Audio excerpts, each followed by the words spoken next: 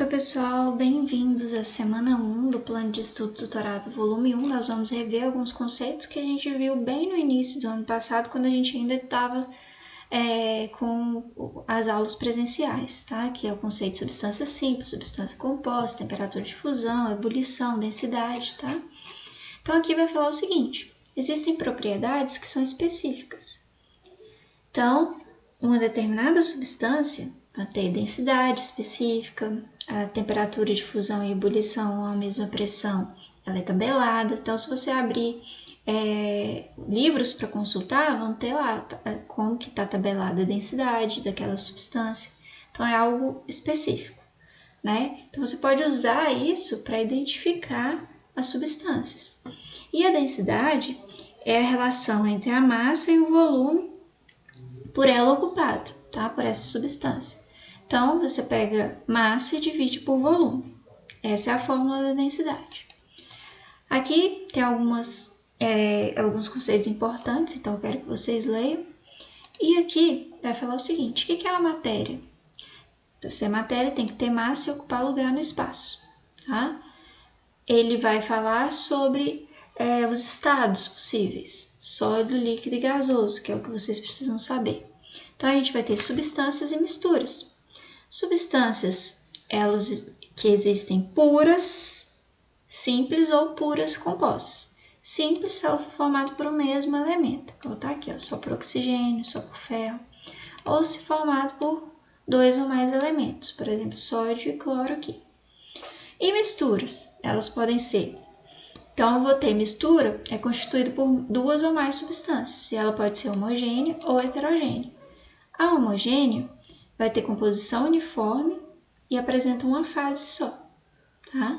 E é chamada de solução. Ou uma mistura heterogênea, que possui mais de uma fase e a composição não é uniforme.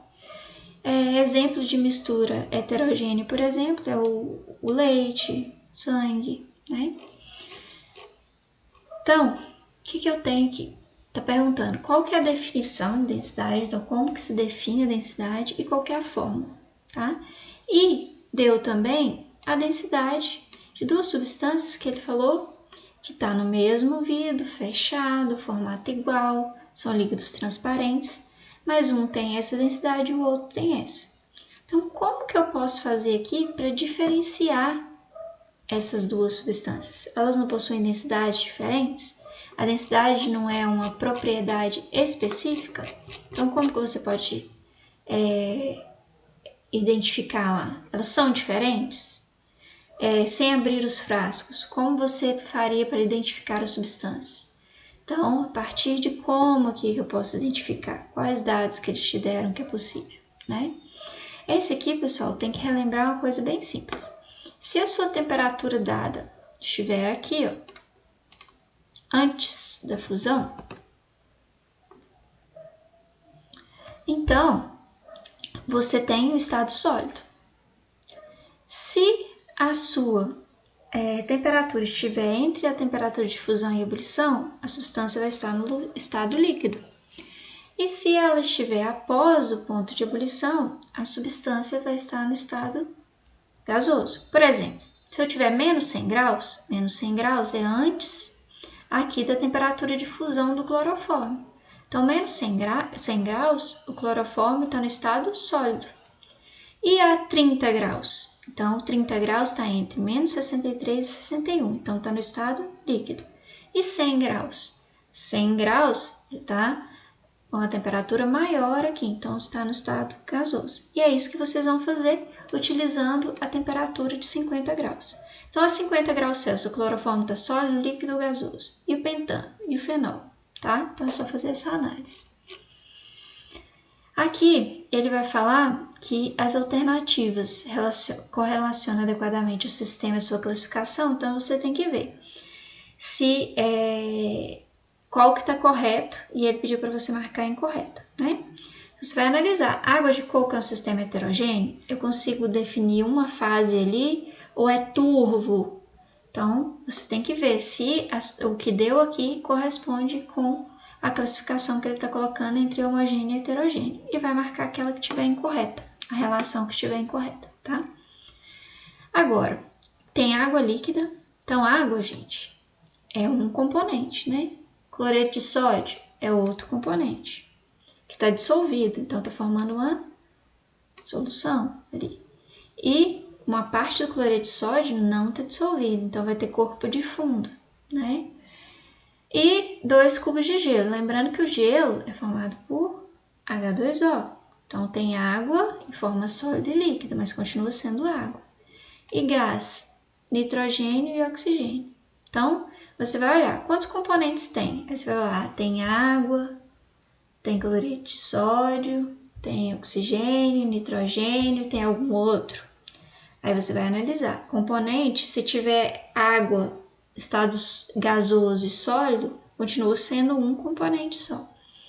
E o número de fases. Ó, tem água líquida, o cloreto de sódio dissolvido, tem o cloreto de sódio no fundo, 2 cubos de gelo e o gás ali.